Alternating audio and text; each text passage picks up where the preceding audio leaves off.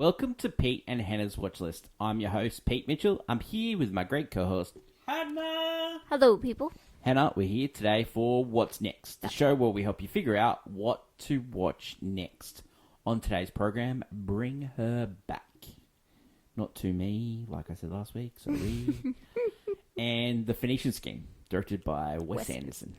But before we begin, let us tell the viewers and the listeners what they should do. Pretty please, leave a like and subscribe to the channel. Subscribe. Leave a comment down below your feedback on the show, your thoughts, questions, comments, queries, all that jazz in the comments below. Hit the notification button and you'll get great content like this one. That's including right. What's Next. You're watching that right now. Tomorrow, AFI Top 100 10-year visited. Thursday is... Movie news. Movie news, yes. Where we talk about all things in the pop culture realm. Yep. TV, movies. And Friday, we're dropping another mailbag episode. So it's Mail once time. a month.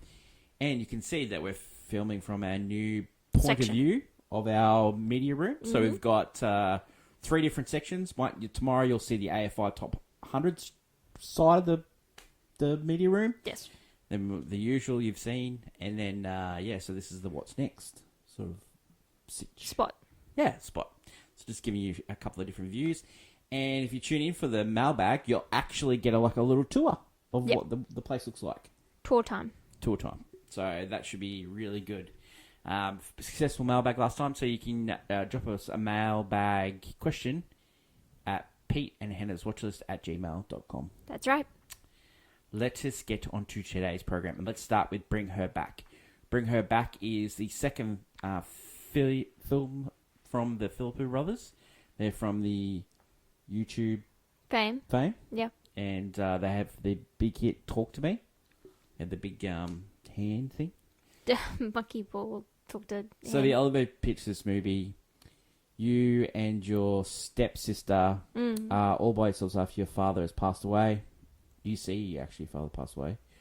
You get sent to a foster care. He doesn't the male Andy doesn't want to leave his sister alone, his stepsister alone, so he goes along with them. He's nearly 18, so he wants to prove that he can look after her in a couple of months. She is partially blind. Oh, okay. She's partially blind. And when they get there, things are not all that they seem. Yep. Reasons to see this. These guys know how to do horror. They know how to do thriller. It was so successful, Talk to Me. There's a great performance in this from Sally Hawkins. She's I the think she turned creepy down foster lady? Paddington 3 for this movie. She is fantastic. She gives up such good creep vibes in this. It is unbelievable, the creep vibes that she gives in this. So good. Sora Wong is great. Billy Barrett, who plays Andy, fantastic in this this horror thriller pick. Reasons not to see. The first movie that they did, Talk to Me, had such a great idea. Visuals of the hand. Yeah. And, it could be easily explained. In this movie, it's a bit hard to explain that, They want to bring someone back. they bring, when you watch the movie, you see that the foster care parent is playing people off against each other. They have a young boy staying with them, like she's saying that he's like a nephew or maybe he's a foster kid too. Like it's really hard to say. They're trying to keep the unsettling atmosphere, but it's confusing. Yeah. Yeah.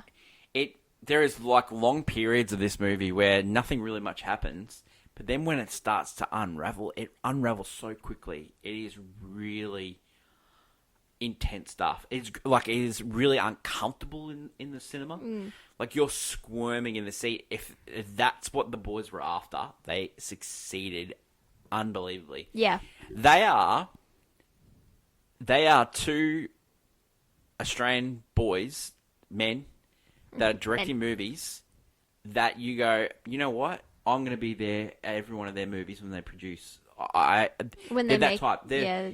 Normally, everyone gets one movie and you go, oh, that's a great movie. And you go see the second one. And if you like their second one, you're in. Like Ryan Coogler. He did Fruitvale Station. He does Creed. Or you're even, in. Every time he does a movie, you're in. I think even as we talk about Wes Anderson, like his niche... Bottle Rocket. He's Rushmore goes into and then later on he gets a Grand Budapest. Yeah. Like he just he has a keeps going. style. Yeah. And you're saying that, these boys are these boys have got it. I think they they've understand got horror that we need. Yeah, they understand the creep factor. They understand, how to gross you out. They're not afraid of violence. They're not afraid of using it and sparingly, not using it, overusing it. It's a shock factor when they use it as well. This movie is, it's a recommend watch for those horror fans. And I would probably give it a rating of golf clap. It's some good work from the boys. Yeah. It is definitely not as good as the first one because the first one has such a good premise. Yeah, it's the premise. This one... Such a great premise. This one's like it's a slow burn. Yeah. And when it goes, you go, oh, geez, yeah, this is creepy, And, yeah, for Sally Hawkins' performance alone, she's amazing. Like, Wonka's mum. Paddington's mum. Paddington's family's mum. Yeah. She's giving this creepy like performance. Creepo.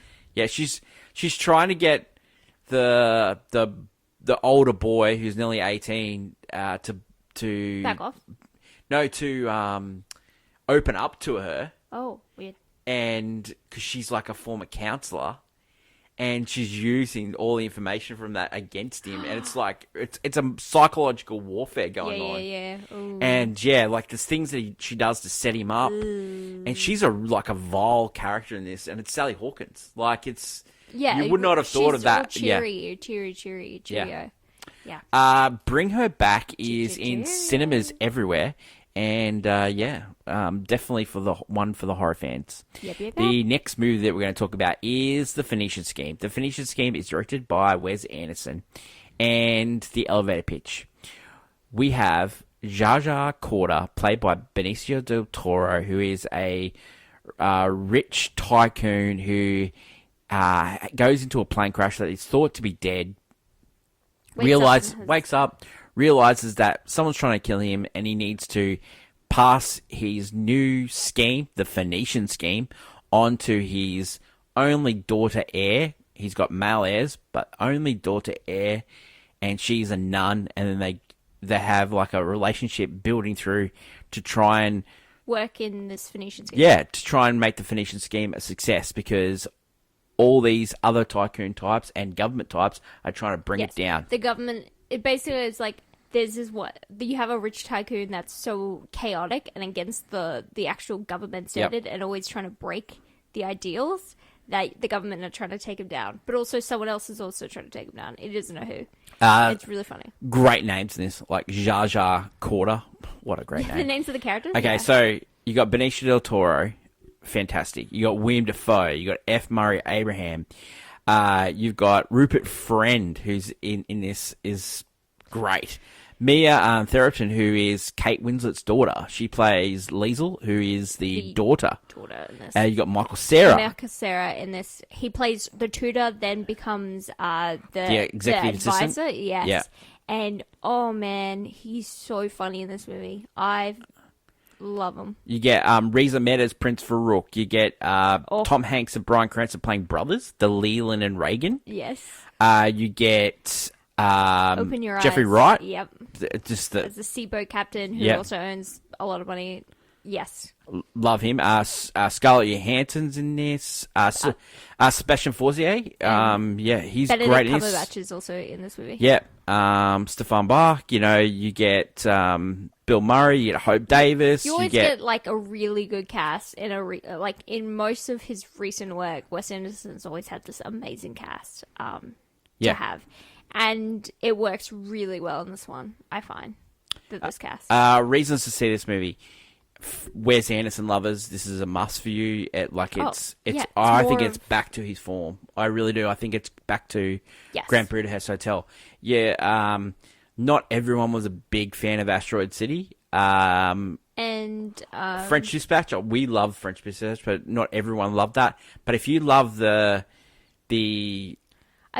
I think the quirky protagonist at the center, the dry humor, doing some weird stuff, the absurd ideals. It gives like Life Aquatic, it gives Grand Budapest, it gives those great. About like you have your main character that is having these near death experiences, and he's like coming back and he's realizing he almost is like trying to be a better person, almost like trying to unscrew Uncle Scrooge himself in this movie. And it's really funny. There's this really like lovely dynamic between him and his daughter, and everyone.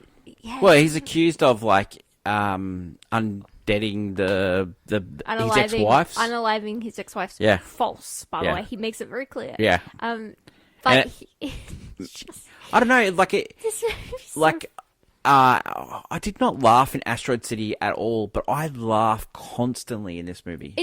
For me, yeah, and it reminded me of like Grand Budapest, right, where there's an actual story you're following, and you're actually trying to get to the end of like wanting to know how this hotel was and how the lives and stories in it. This one, I actually cared about the story, because in the previous films there've been a bunch of mini stories in a set place that somehow connect, but it's really all convoluted in a weird way. Like, they're fun, but they're convoluted, and I don't enjoy them. I enjoy when he is trying to tell a story, and this one he is. And it's really I think it's really well done, well paced. And Benicio del Toro, he does really well with the dry sense of humor. And yeah, I think. And I thought the visuals of this movie with like there's some really fun. The mansion, the planes, the plane. It just really worked. Like, it didn't, like, you know how sometimes the visuals of Wes Anderson movies can grate on you. The plane visuals. But it didn't. Like, the plane visuals really were well done, because they also used as a full-on gag the entire movie, because you always thought, because he's having so many near-death experiences, you always think that when he's traveling on the plane, he's gonna get out of the air every time, and it's very well done. Like, these scenes are like the running gags in this one particularly are really well executed. This movie just worked for me. It just yeah. Reason not to see, like, if you don't like Wes Anderson movies, you're not gonna like this. You're not gonna like this. This is Wes Anderson, purebred, like, absolute we're talking, tour de force for me. Like, a long nonsense talking, a lot of just dark, vile humor. Characters. Oh, the plot of the characters, like, you have your main, like, the daughter being a nun is basically every bad thing he's done. She's like, no, you can't do that. No, we're not doing that. No. Like, it's because he's like, he was a bad guy. And he's like, oh, okay. All right. We'll see something else about it.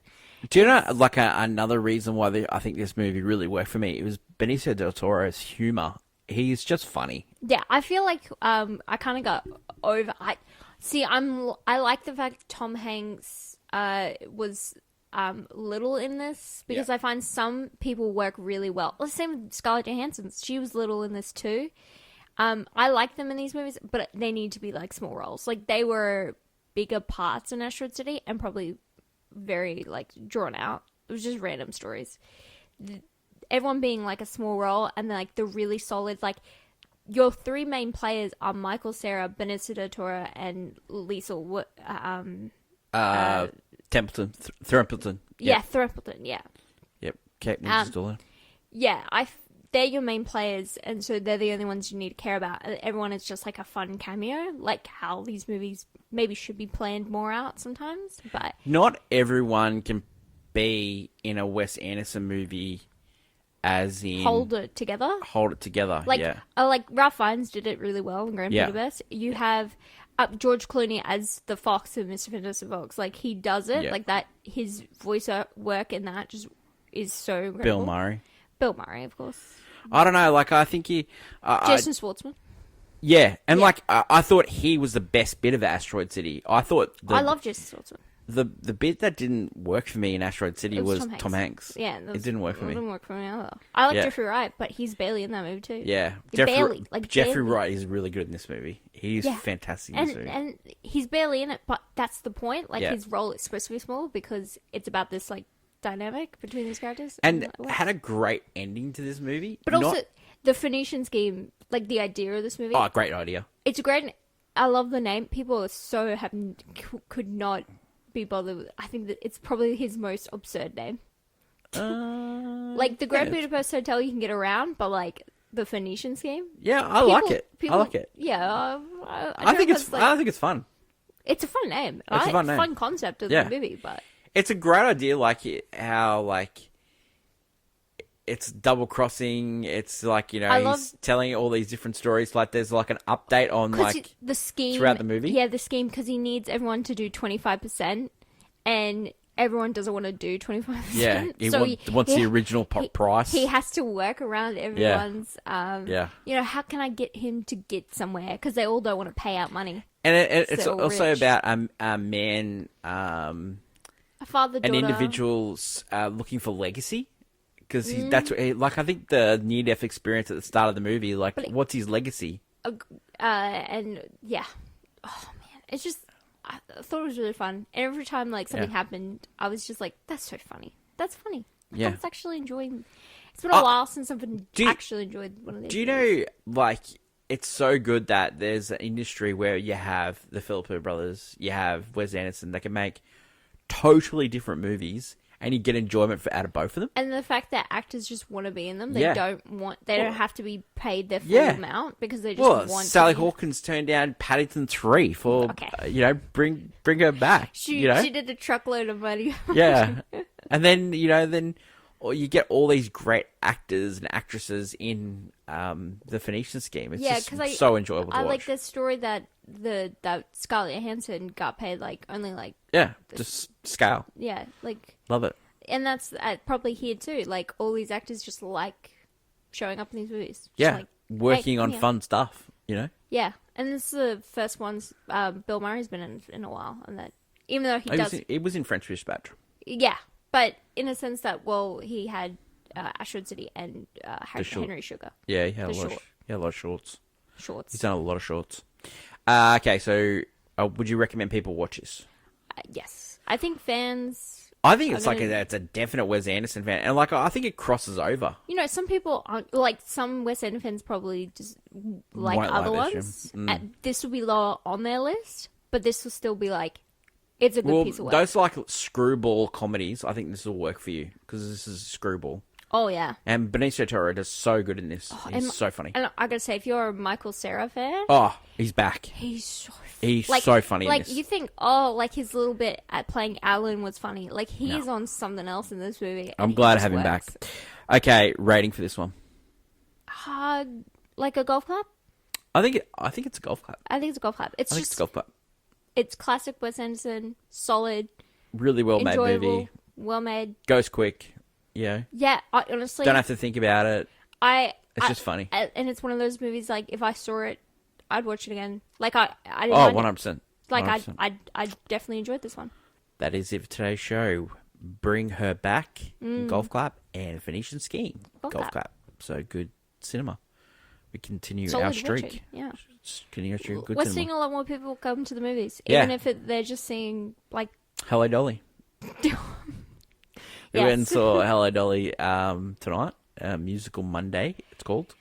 Oh, man. It was full cinema. It was good. It was, and I love that movie so much. It was very good. Barbra Streisand is... She was great in it. She's a work of art. And Walter Matthau was terrible. Terrible in it. But so terrible, it made me laugh. That is it for today's show. That is my great co-host Hannah. Don't forget to drop a line, peteandhannahswatches@gmail.com. If you disagree with anything that we had to say on today's show, let us know. That's right. Sure. Yeah. Tomorrow, AFI Top 100, 10 year revisited, To Kill a Mockingbird. Movie number 25. To Unalive Mockingbird? To Kill. That is my great co-host Hannah. Mm-hmm. That's Long live cinema. And until we meet again, it's bye for now. Bye.